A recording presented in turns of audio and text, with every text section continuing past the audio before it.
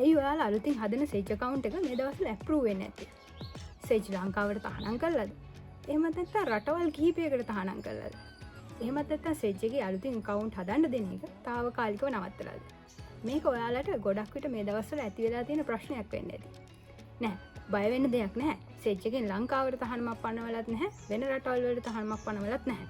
සේජ් එකේ අලුතින් system development එකක් කරන්න తాවකාලිකව අලුතින්ම account හදන්න දෙන එක නවත්තන එක තමයි මේ දවස්වල කරලා තියෙන්නේ. ඔයා සේජ් එකට ඔයාගේ tax form එක හරියටම fill කරලා tax form එක reject වෙන්නේ.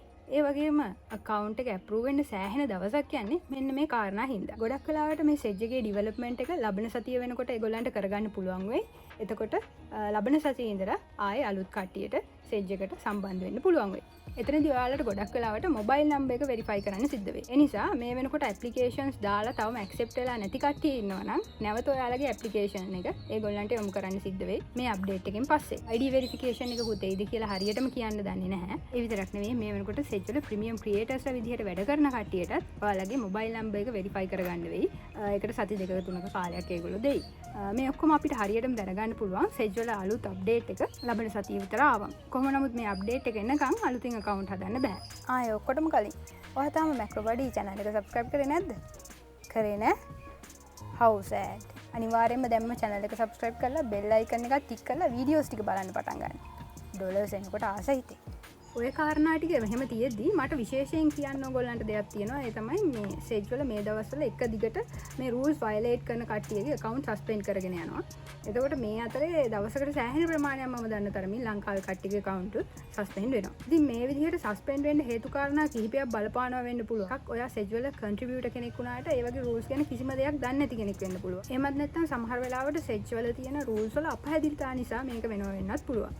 එහෙමත් නැත්තම් මේ ඔක්කොම දේවල් හරියට දැනගෙන ඉක්මනට සල්ලි හම්බ කරන්න කියලා හිතාගෙන හිතාමතාම rules violate කරනවා වෙන්නත් පුළුවන්. ඉතින් ඔය කැටගරිස් තුනෙන් තුන්වෙනි කැටගරි එකට ඇරෙන්න අනිත් කට්ටියට මට කියලා දෙන්න පුළුවන්. කවුරු ඔයාගේ ප්‍රොෆයිල් එක ඇවිල්ලා බැලුවත් මෙන්ෂන් කරලා තියෙන වැරද්දක් නොවන විදිහට ඔයාගේ ප්‍රොෆයිල් එක හදාගෙන යන්නේ කොහොමද කියලා. මෙතනදි මම අලුතින් කරුණු කිහිපයක් සහ අවත මතක් කිරීමක් කරන්නම් සේජ් වල ඕගොල්ලෝ වැඩිපුරම violate කරලා suspend වෙන rules කිහිපයක් ගැන. පළවෙනි සහ වැදගත්ම කාරණේ තමයි ඔයාට අනුන්ගේ ෆොටෝස් අප්ලෝඩ් කරන්න බෑ. අප්ලෝඩ් කරන්න ඕනේ ඔයාට කොපිරයිට් තියෙන ෆොටෝස් විතරයි. එතනදී ඔයා AI generated images භාවිතා කරනවා නම් ඒක ඔයා හදපු එකක් වෙන්න ඕනේ. ඒ වගේම commercially use කරන්න අවසර දීලා තියෙන AI site එකකින් හදපු image එකක් වෙන්නත් ඕනේ. ඒ වගේම Midjourney 6 වල ආගමනයත් එක්ක ගොඩක් අය ෆොටෝස් හදනවා ඇති reference image එකක් දීලා sref ගහලා ඒ style එකට සමාන ෆොටෝ එකක්. නමුත් මෙතනදිත් ගැටලුකාරී තත්ත්වයක් ඇති වෙන්න පුළුවන්. ඔයා කොපිරයිට් ඉමේජ් එකක් රිෆරන්ස් ඉමේජ් එකක් විදිහට භාවිතා කරලා තිබුණා. ඒ වගේ තැනකදී ප්‍රශ්නයක් එන්නේ ගොඩක් වෙලාවට ඔයාට කොපිරයිට් ක්ලේම් එකක් ආවොත් තමයි. නමුත් ඒක ගැන සැලකිලිමත් වෙන්න. ඊළඟ කාරණේ තමයි movies, anime සහ cartoon characters. එතනදී ඔයාලට celebrity කෙනෙක්ගේ කියන්නේ movie star කෙනෙක්ගේ එහෙම නැත්නම් sport player කෙනෙක්ගේ ඔයාම අඳින fan art එකක් අප්ලෝඩ් කරන්න පුළුවන්. උදාහරණයකට ඔයාට මෙසීගේ, රොනාල්ඩෝගේ, එහෙමත් නැත්නම් ටොම් ක්‍රූස්ගේ වගේ කට්ටියගේ ඔයාම අඳපු ෆෑන් ආර්ට් අප්ලෝඩ් කරන්න පුළුවන්. හැබැයි මෙහෙම ෆෑන් ආර්ට් අදිද්දී ඔයා ඉලස්ට්‍රේෂන්ස් නම් අදින්නේ අර ඒක උඩ තියාගෙන නම් ඔරිජිනල් එක උඩ තියාගෙන නම් ඒ ෆොටෝ එක ඇඳලා තියෙන්නේ. ඒක ප්‍රශ්නයක් වෙන්න පුළුවන්. කොපිරයිට් ඉෂුව එකක් වෙන්න පුළුවන්. මම මේ ගැන Adobe stock එක ගැන කතා කරද්දිත් කියලා තියෙනවා. ඒ ඇරෙන්න ඔයා විසින්ම හඳපු celebritiesලගේ ෆෑන් ආර්ට් අප්ලෝඩ් කරන්න පුළුවන්. හැබැයි AI generated celebritiesලා අප්ලෝඩ් කරන්න බෑ. ඊළඟ කාරණේ ෆික්ෂනල් කැරක්ටර් එකක් නම් ඒක ඔයාට AI art එකක් හදලවත් එහෙම නැත්නම් ෆෑන් ආර්ට් එකක් හදලවත් අප්ලෝඩ් කරන්න බෑ. උදාහරණයකට ස්පයිඩර්මෑන් කාටුන් එක හරි මූවි එක හරි ගත්තා කියමුකෝ. එතකොට දැන් මේ ස්පයිඩර්මෑන් කියන්නේ ෆික්ෂනල් කැරක්ටර් එකක් නේ. ඇත්තට තියෙන එකක් නෙවෙයි.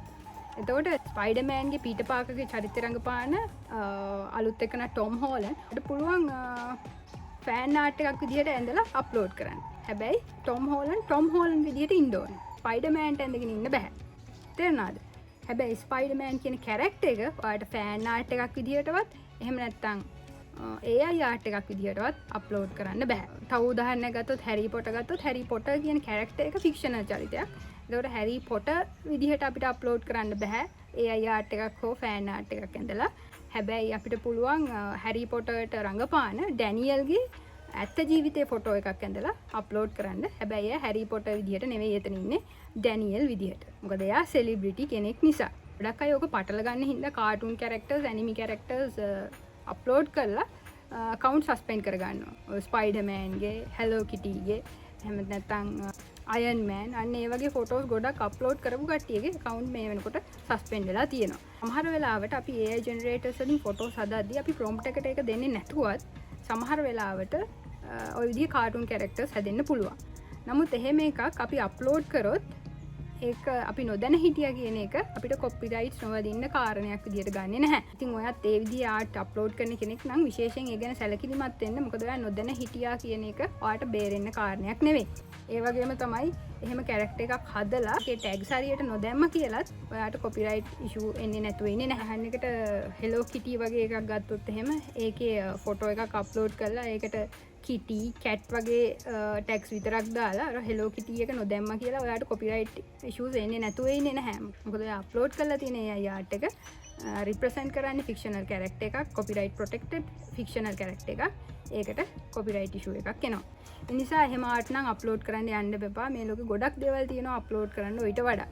අනිත් එක තමයි logos, brand name සහ car design. ඒක ගත්තොත් Adobe stock එකට වඩා Zedge වලදී ටිකක් වෙනස්. කොහොම නමුත් ඔයාට බ්‍රෑන්ඩ් නේම් වගේ ඒවා එතකොට ලෝගෝස් වගේ ඒවා වෙනම අරගෙන හදලා නම් අප්ලෝඩ් කරන්න බෑ. උදාහරණයකට Lamborghini BMW ගත්තොත් එහෙම ඒගොල්ලන්ගේ ලෝගෝ එක තියෙනවානේ. ඒක ඔයාලට වෙනම හදලා wallpaper එකක් විදිහට අප්ලෝඩ් කරන්න බෑ. ඒක copyrighted. නමුත් ඔයා Lamborghini එකක් නම් AI generate කරන්නේ ඒක Lamborghini ලාංඡනය පොඩියට තිබ්බා කියලා ඒක ලොකු ප්‍රශ්නයක් Zedge වලදී වෙන්නේ නැහැ. එතනදී ඒක කොපිරයිට් නැහැයි කියලා නෙමෙයි මම කියන්නේ. නමුත් කොපිරයිට් ක්ලේම් එකක් එනවා අඩුයි. ඒ නිසා ඒ වගේ දේවල් Zedge එකේ අප්ලෝඩ් කරන්න දෙනවා. ඔයා BMW එකක් අප්ලෝඩ් කරනකොට BMW ලෝගෝ එක චුට්ටියට තිබ්බා කියලා ඒකට කොපිරයිට් ගොඩක් වෙලාවට Zedge එකේදී එන්නේ නැහැ. නමුත් මේක Adobe stock එකේදී කරන්න බෑ. මම මේ කතා කරන්නේ ස්පෙෂලි AI arts ගැන. මේක කාස් වලට අදාළ වුණාට වෙන බ්‍රෑන්ඩ් වලට යද්දි මේ වැඩේ කරන්න යන්න එපා. විශේෂයෙන්ම ටෙක් ගැජට්ස් වලට යද්දි එතකොට ෆෝන් එකක් අප්ලෝඩ් කරද්දී Apple logo එකත් එක්ක අප්ලෝඩ් කරන්න යන්න එපා. එතකොට ගේමින් ලැප්ටොප් එකක් නම් ගේමින් ලැප්ටොප් logos එක අප්ලෝඩ් කරන්න යන්න එපා. ඒ වගේ ඒවා කොපිරයිට් ප්‍රොටෙක්ට් කරලා තියෙන්නේ. ඒවා ඉෂුව එකක් වෙන්න පුළුවන්. ඒ වගේම ටැග්ස් දාද්දී ඔයා Lamborghini එකක් අප්ලෝඩ් කරා නම් Lamborghini එකේ වර්ගයේ පහලින් ටැග් එක විදිහට දාන්න පුළුවන්. ඒකේ ගැටලුවක් වෙන්නේ නැහැ. එකම දේ අර දාලා තියෙන ෆොටෝ එකට රිලෙවන්ට් ටැග්ස් තමයි ඔයා දාන්න ඕනේ. උදාහරණයකට ඔයා BMW එකක් අප්ලෝඩ් කරලා Lamborghini එකක් කියලා ටැග් කරොත් ඒක වැරදි.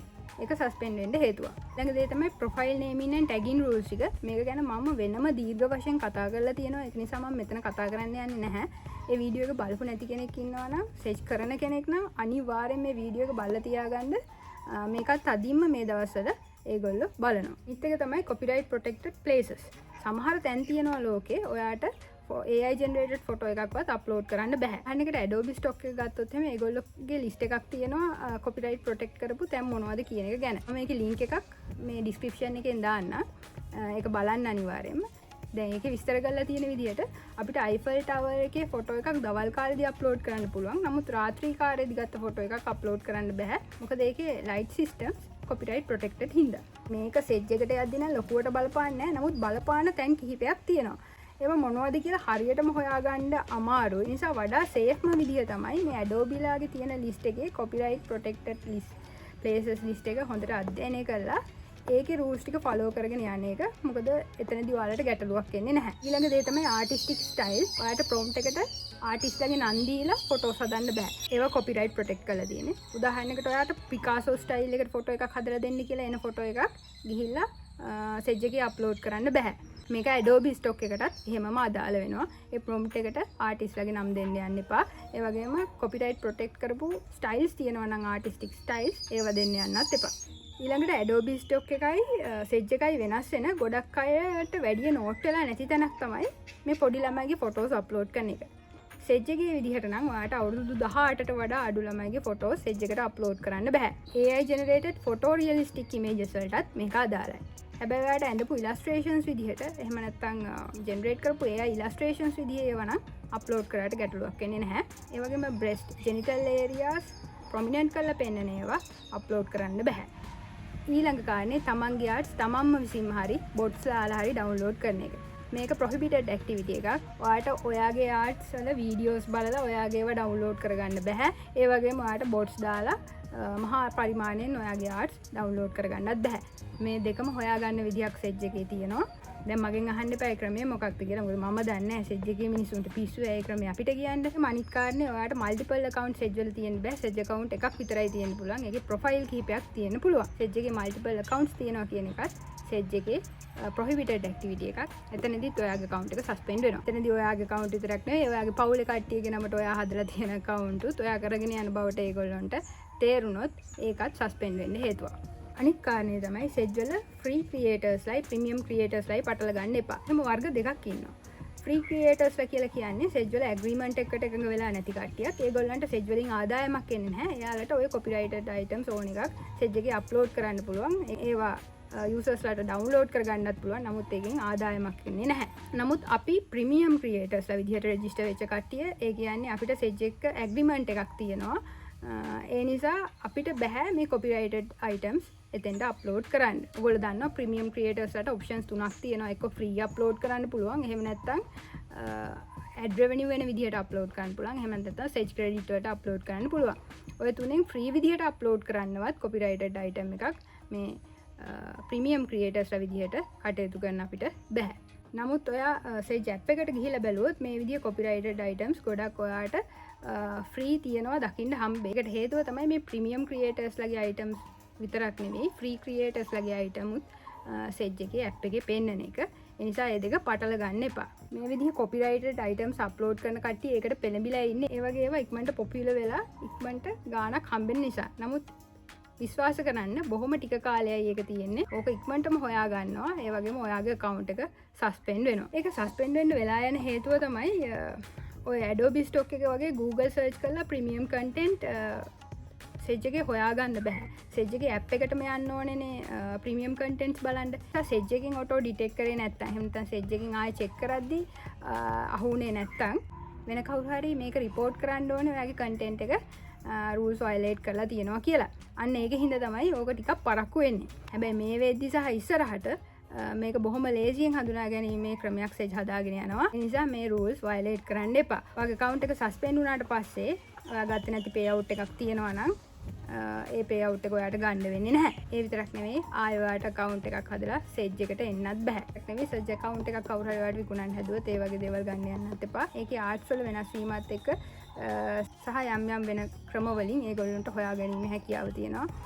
මේක බයි කරපු account එකක්ද නැත්නම් ඔරිජිනල් ක්‍රියේටර් කරන් යන එකක්ද කියලා. දැන් වෙරිෆිකේෂන් සිස්ටම් එක ආවම කොහොමද ඒක කරගෙන යන්න බැරි වෙනවා. ඉතින් ඔයා සෙජ් ප්‍රීමියම් ක්‍රියේටර් කෙනෙක් නම් එහෙම නැත්නම් ක්‍රියේටර් කෙනෙක් වෙන්න ඉස්සරහට හිතන් ඉන්න කෙනෙක් නම් අනිවාර්යයෙන්ම මේ rules ටික follow කරන්න. rules ටික follow කරගෙන account එක හරියට කරගෙන ගියොත් ටික කාලයක් යනකොට ඔයාට සැලකිය යුතු අමතර income එකක් මේකෙන් ගන්න පුළුවන්. Adobe Stock එක වගේම. ඉතින් මම හිතන විදිහට ක්‍රියේටර් කෙනෙක් වුණාම Tamanට ground rule වගේක් තියෙන්න ඕනේ. සහ මේ වගේ platforms වල rules පිළිපදගෙන කරගෙන යන්න දැනගන්නත් ඕනේ. මේ channel එක කරන මටත් ground rule වගේක් මම විසින්ම දාගෙන තියෙනවා.